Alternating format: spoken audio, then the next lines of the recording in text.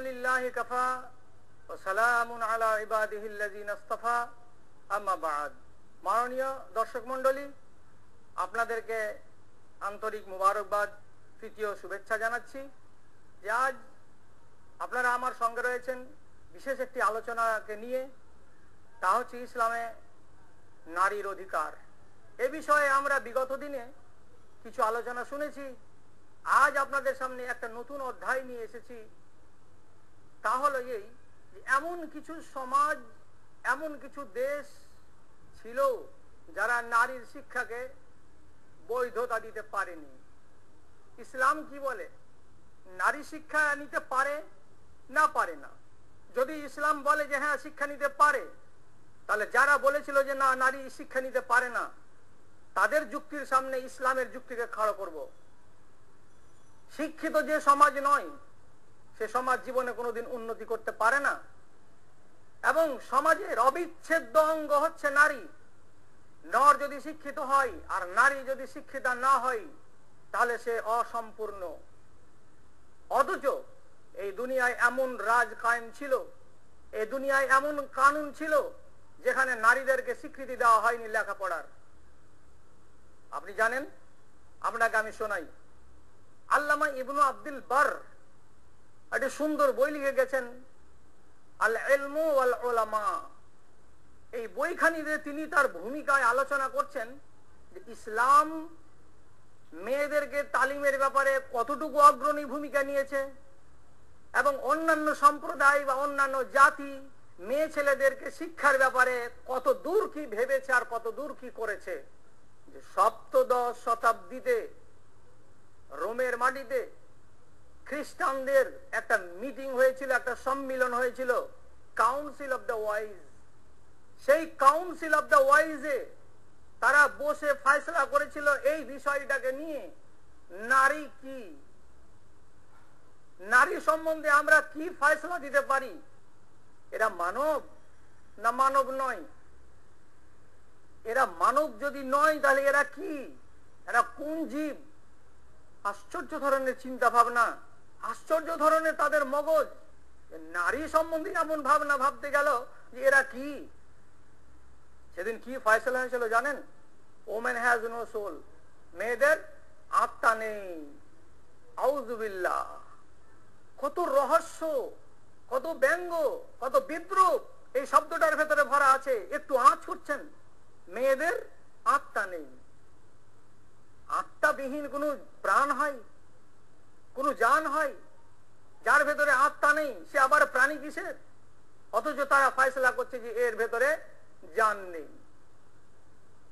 জান বলতে কি?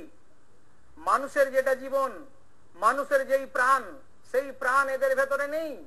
এবং তারা সেদিন বলেছে এই কথাই যে যদি পাপের কোনো শারীরিক দেহ থাকে, পাপকে যদি কেউ সশরীরে দেখতে চাই, তাহলে কোন একটা মেয়ে ছেলেকে দেখে নিতে গেলেই তার পাপের সাথে মোলাকাত হলো।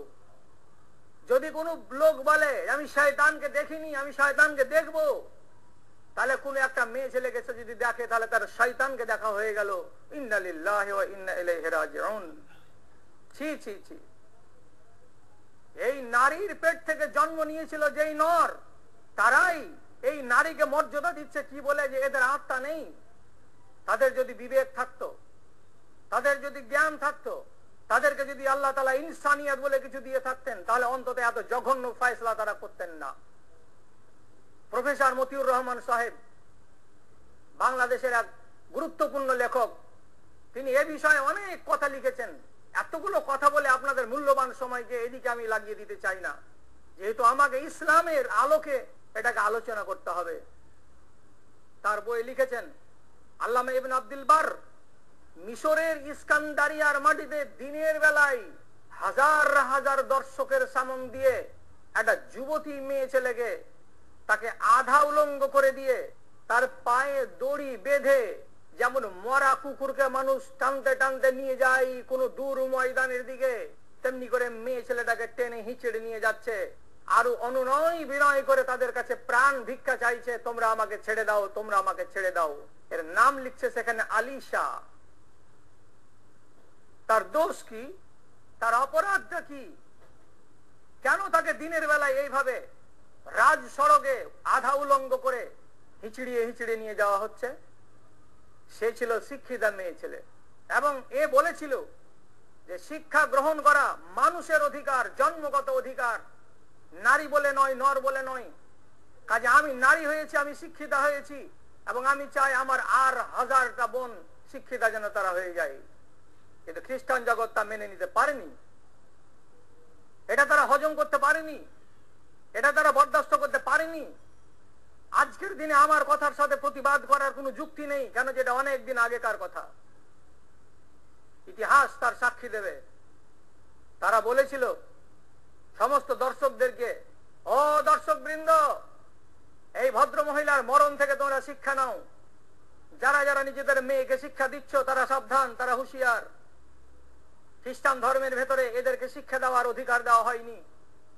শিক্ষা যদি শিখে শিক্ষার আলোয় আলোকিত হবে পুরুষ, এরা বাড়ির ভেতরে থাকবে, এদেরকে বাইরে আনতে হবে না। সবাইকে শিক্ষা দেওয়ার জন্য, যাদের ভেতরে ভীতি সঞ্চার করে দেওয়ার জন্য, যাতে মেয়েদের ভেতরে লেখাপড়া প্রসারিত না হয়, তারা যেন শিক্ষিত হওয়ার সুযোগ না পায়, তার জন্য এইভাবে দিনে দুপুরে একটা শিক্ষিতা মেয়ে ছেলেকে উলঙ্গ করে দিয়ে, বেবস্ত্র করে দিয়ে তাকে মেরে ফেলেছে। বিরাদারান ইসলাম, আপনারা কিছু মনে না করলে, এ তো তথ্য এবং এটা সত্য নির্ভর তথ্য। এখানে মিথ্যার কোনো লেশ নেই, মিথ্যার কোনো অবকাশ নেই। যেই ভারতবর্ষের আমরা নাগরিক, সেই ভারতবর্ষের দক্ষিণ এলাকায়, দক্ষিণ ভারতে কোনো এক যুগ ছিল, কোনো এক সময় ছিল যেটা বয়ে গেছে। সেখানে যদি কোনো মেয়ে বা কোনো ছেলে যদি ছোট জাতের হয়, আর ছোট জাতের ছেলে বা মেয়েরা যদি ধর্মগ্রন্থ শুনেছে, তো তাদেরকে ধরে জোর করে সীসাকে গলিয়ে তাদের কানে ঢেলে দেওয়া হয়েছে, যাতে জীবনে কোনোদিন তারা ধর্মের বাণী কানে তুলতে না পারে। ধর্মগ্রন্থকে তারা ছুঁতে দেয়নি, এটা তারা ধর্মগ্রন্থকে ছোবার যোগ্য নয়। নারী জাত এতটাই তাদের কাছে তুচ্ছ এবং তাচ্ছিল্যের পাত্র। না, তোমার জন্য এই কাজ নয়, তুমি তাতে হাত লাগাতে পাবে না, তাকে দূরে সরিয়ে রেখেছে। তাহলে সত্যি নারী কি এইরকমই? নারীটা কি এতই জন্মগত ভাবে সে পাপী যে তাকে শিক্ষার অধিকার থেকে বঞ্চিত করে দেওয়া হবে? তার শিক্ষা দীক্ষা গ্রহণ করার অধিকার নেই? তাহলে সে বাচ্চাকে প্রতিপালন করবে কি দিয়ে? সে তার স্বামীর সেবা করবে কি দিয়ে? তার সমাজকে সুচারুরূপে চালাবে একজন আদর্শ মা হিসেবে কি দিয়ে? তার সংসারটাকে যে চালাতে হবে, এত বড় বিশাল সংসার, সে সংসারটাকে চালাবে সুষ্ঠু সুচারুরূপে কি দিয়ে? এই ধ্যান, এই ধারণা ভারতবর্ষেও ছিল। এগুলোকে আল্লাহ রাব্বুল আলামিন তার নবীকে দিয়ে বলাচ্ছেন, নির্মূল করে দাও, এই ভ্রান্ত ধারণাকে পুঁতে দাও, এগুলো অচল, এগুলো চলবে না, এসব খেয়াল হচ্ছে বস্তা পচা খেয়াল, একে হটাও। আসল কথাটা কি তা আল্লাহ এবং আল্লাহর রাসূল আমাদেরকে বলে দিচ্ছেন। এখন আপনাদের সামনে আল্লাহ এবং আল্লাহ রাসূলের আসল কথাটাই তুলে ধরবো ইনশাআল্লাহ। আপনি আমাদের সঙ্গে থাকুন, সামান্য একটা বিরতি নিব, তারপরে আবার মুলাকাত করছি ইনশাআল্লাহ। সঙ্গে আছেন তার জন্য আপনাদেরকে মোবারকবাদ। আমি বলছিলাম যে আল্লাহর নবী এবং আল্লাহ যেটা দিয়েছেন সেটাই আমাদের কাছে আদর্শ, সারা দুনিয়ার মানুষের কাছে এটাই আদর্শ। তারা তালাককে মেনে নিতে পারেনি। খ্রিস্টান ধর্মের ভেতরে নিয়ম ছিল যদি বিয়ে হয়ে যায় তাহলে স্বামী স্ত্রীতে বনিবনাট না হতে গেলেও জীবনে সে তাকে তালাক দিতে পাবে না। তাহলে একটা চাক্কা চলছে আর একটা চাক্কা জ্যাম, এ গাড়ি চলতে পারে? কিন্তু ইসলাম বলছে না, তোমাকেও অধিকার দেওয়া হচ্ছে, তোমাকেও অধিকার দেওয়া হচ্ছে, যদি সংসারে বনিবনাট না হয় তাহলে এই বিবাহ নামের এই সম্পর্কটাকে কেউ ভেঙে দিতে পারে, তবে ভাঙার একটা নিয়ম আছে। এটাকে খেলা, এই খেলনা বানালে হবে না, নিয়ম ভিত্তিক বানাতে হবে। কেন? যে তোমাকে তো সুখ চাই, তোমাকে তো শান্তি চাই। সর্বোপরি আল্লাহর নবী জানাবে মুহাম্মদুর রাসূলুল্লাহ সাল্লাল্লাহু আলাইহি ওয়াসাল্লাম ঘোষণা দিলেন এক বাক্যে, নর এবং নারী সবাইকে বলে দিলেন, তালাবুল ইলমি ফরিদাতুন আলা কুল্লি মুসলিম, প্রত্যেকটি মুসলিম অর্থাৎ নর এবং নারীকে ইলম শিক্ষা করা তার জন্য কম্পালসারি, তার জন্য ওয়াজিব, তাকে শিখতেই হবে। তাই বলে এমএ ডিগ্রি নিতে হবে আমি বলছি না। আবার আমি বলছি এটা কথা যে হ্যাঁ ও যদি নাই তো নিবে, অনিবার্য নয়। কি বলতে চাইছি আমি, তাকে দ্বীন ইসলাম কে মানার জন্য এবং সুচারুরূপে ইলমের উপর দিয়ে দ্বীনকে পালন করার জন্য, ঈমানের সাথে দ্বীনকে পালন করার জন্য যতটি জ্ঞানের দরকার, যতটি ইলমের দরকার, যতটি কোরআন এবং হাদিসের দরকার, এতটা শরিয়ত তাকে অবশ্যই শিখতে হবে, অনিবার্য শিখতে হবে। চিন্তা করলেন? ওরা বলছে শিখবে না, ইসলাম বলছে শিখতে হবে, শিখতে হবে তোমাকে অনিবার্য ভাবে, তোমার না শিখে রেহাই নেই। তবে এই প্রসঙ্গে একটা কথা ছোট করে বলে দিই। অনেক লোক হয়তো বলবেন, ইসলামে কি ইংরেজি শেখার কথা আছে? ইসলামে কি জিওগ্রাফি শেখার কথা আছে? দেখুন, বিষয়টা অত্যন্ত লম্বা, ব্যাপক। ওই বিষয়ে আমি এখানে ডিসকাস করছি না। তবে এক কথায় উত্তর দিচ্ছি, কোনোটা মানা নেই ইসলামের ভেতরে। ইংরেজি শিখতে মানা নেই, লাইফ সায়েন্স শিখতে মানা নেই, জিওগ্রাফি শিখতে মানা নেই, কোনগুলো শিখতে আপনাকে নিষেধ করেনি। যদি এলেম হয় তাহলে এলেমটাকে শিখতেই হবে আপনাকে। কিন্তু দ্বীনের যেটা এলাম সেটা হচ্ছে অনিবার্য, তা আপনাকে শিখতেই হবে। এগুলো নফল, ইচ্ছা হয় শিখুন, ইচ্ছা হয় না শিখুন, মন লাগে পড়ুন, মন না লাগে না পড়ুন, কিন্তু শিখতে পারা যায়। বেরাদারান ইসলাম, আল্লাহ রাব্বুল আলামিনের নবী বলছেন তোমাকে শিখতে হবে। তাহলে একটা পরিবারের ভেতরে যদি তার স্বামী শিক্ষিত হয় আর তার স্ত্রী যদি শিক্ষিত হয়, তাহলে সেটা কত সুখের সংসার হবে। শিক্ষিত মা এবং শিক্ষিত বাপের ঔরসে যে আওলাদ দুনিয়াতে আসবে, তাদের উপরে একটা ভালো আশা করা যাবে। শিক্ষিত মার কাছ থেকে আওলাদ লাভবান হবে, শিক্ষিত বাপের কাছ থেকে আওলাদ লাভবান হবে, এবং তাদের মেজাজের প্রতিফলন এই বাচ্চাদের উপরে ঘটবে। নবী কত জোর দিয়েছিলেন শিক্ষার উপরে। এমন কথা যদি আপনাকে বলি, আল্লাহ রাব্বুল আলামিন পরিষ্কার কোরআনে কারীমের ভেতরে বলছেন, কুল হাল ইয়াস্তাবিল্লাযীনা ইয়ালামুনা ওয়াল্লাযীনা লা ইয়ালামুন। হে নবী, আপনি জবাব দিন, যারা জানে এবং যারা জানে না, তারা কি কোনোদিন সমান হতে পারে? এর জবাব কি হবে? না, হতে পারে না। তার মানে আল্লাহ তাআলা বলছেন, যদি সমান হতে হয় তাহলে তোমাকে ইলমের দিকে এগিয়ে আসতে হবে। এবং আল্লাহ রাব্বুল আলামিন কোরআনে কারীমের ভেতরে বলেছেন, ইউতিল হিকমাতা মান ইয়াশাউ ওয়া মান ইউতাল হিকমাতা ফাকাদ উতিয়া খায়রান কাসীরা। আমি যাকে হিকমত দিই, হিকমত বলতে জ্ঞান, হিকমত বলতে ইলম, হিকমত বলতে শিক্ষা, হিকমত বলতে শরিয়ত, এই বুদ্ধি, এই বিবেক, এই জ্ঞান আল্লাহ রাব্বুল আলামিন যাকে দিয়েছেন তাকে বিশাল বড় সম্পত্তি দান করেছেন। এটাকে আল্লাহ তাআলা সম্পত্তি বলছেন। ফাকাদ উতিয়া খায়রান কাসীরা, তাকে অনেক কিছু ভালাই আমি দিয়ে দিয়েছি সেই লোকটাকে। তাহলে একটা নারী যদি হিকমত এবং জ্ঞান এবং এই শিক্ষা সে যদি না শিখে, তাহলে আল্লাহ রাব্বুল আলামিনের অনেক অবদান থেকে সে বঞ্চিত থেকে যাবে। আর যারা বলছে শিখতে পাবে না, তারা তাদেরকে মাহরুম রাখতে চাইছে। মা আয়েশা আল্লাহর নবীর সাথে কয় বছরের জীবন কাটিয়েছেন? এই সামান্য কয়টি বছরের ভিতরে মা আয়েশা আল্লাহর নবীর সংস্পর্শে থেকে কত শিক্ষা নিলেন, কত শিক্ষা নিলেন। মেয়ে ছেলেদের ভেতরে মা আয়েশার কাছে যতগুলো হাদিস ছিল, কোন একটা মেয়ে ছেলের কাছে ততগুলো হাদিস ছিল না। এবং সাহাবায়ে কেরাম কোন বিষয়ে যদি ঝামেলায় পড়ে যেতেন, কোন মশলা যদি তাদের জানার দরকার লাগতো, মা আয়েশার দরবারে এসে পর্দার আড়াল থেকে মা বলে ডেকে জিজ্ঞেস করে বলতেন, আম্মা জান, উম্মাহাতুল মুমিনিনদের মধ্যকার আপনি এক মা, আপনি আমাদেরকে খবর দিন এই বিষয়ে নবীজি কি বলেছেন। মা আয়েশা শত শত মশলাতে ফতোয়া দান করেছেন। কি ভাবছেন ইসলাম কত এগিয়ে দিয়েছে নারী জাতিকে? ইসলাম কত দূর সম্মানের উচ্চ আসনে তাদেরকে বসিয়েছে। না, তোমার জন্য শিক্ষা অনিবার্য, তোমাকে শিক্ষা থেকে রেহাই দেওয়া হবে না।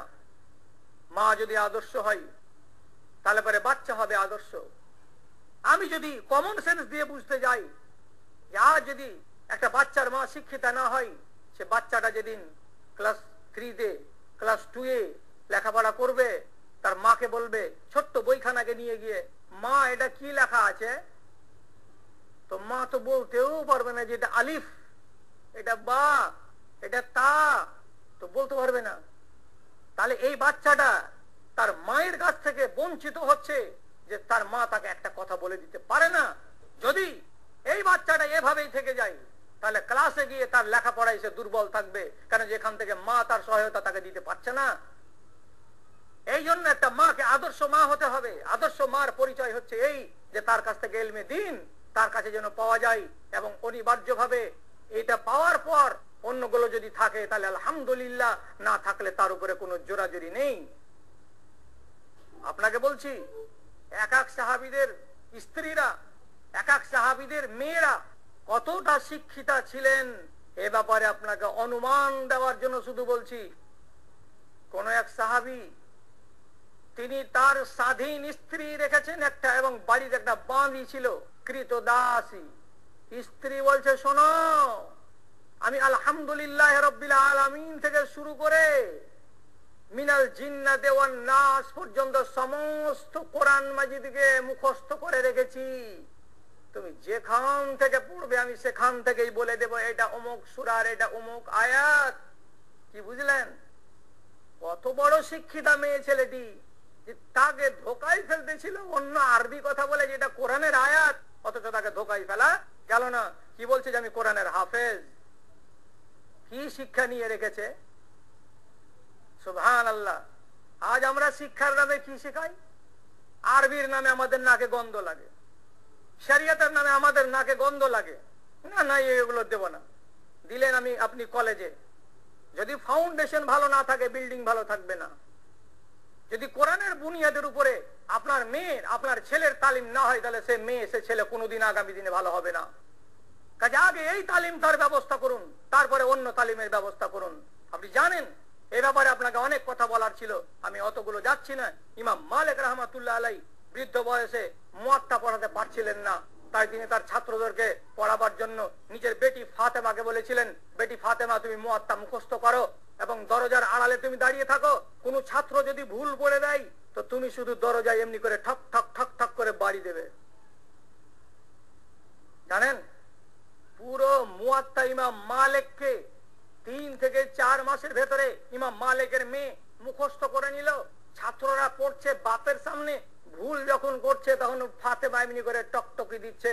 ইমাম মালিক বুঝে যাচ্ছেন যে হ্যাঁ কোনো ছাত্র ভুল করেছে। তখন তিনি আবার ছাত্রকে বলছেন, এই ছেলে তুমি কোন জায়গায় ভুল করেছো, আবার তুমি পড়তে আরম্ভ করো। তাহলে কত বড় বিদ্যানী মেয়ে তৈরি ছিল! কোরআনের হাফেজ তো দেখলেন, মুয়াত্তা ইমাম মালিকের মতো হাদিসের কিতাবকে একটা মেয়ে ছেলে মুখস্থ করে রেখেছে। আলহামদুলিল্লাহ। কিসের দৌলতে? ইসলাম তাগিদ দিয়েছে বলেই যে না, নারী জাতিকে এইভাবে অন্ধ করে রাখলে চলবে না, নারী জাতিকে এইভাবে শিক্ষা থেকে বঞ্চিত করলে চলবে না। তাদের মনের আলোকে জ্বলতে দাও, তাদের বিবেককে বিকশিত হতে দাও, তাদেরকে একজন সুন্দর মানুষ হিসাবে গড়তে দাও। ইসলাম গড়তে দিয়েছে বলে আজ লক্ষ লক্ষ মা আমাদের দেশে গড়ে উঠেছে। আলহামদুলিল্লাহ। আল্লাহ রাব্বুল আলামিন আমাদের যেন সুমতি দান করেন, নারীদের প্রতি যেন আমরা সজাগ দৃষ্টি রাখি। এই কথাটাই বলে শেষ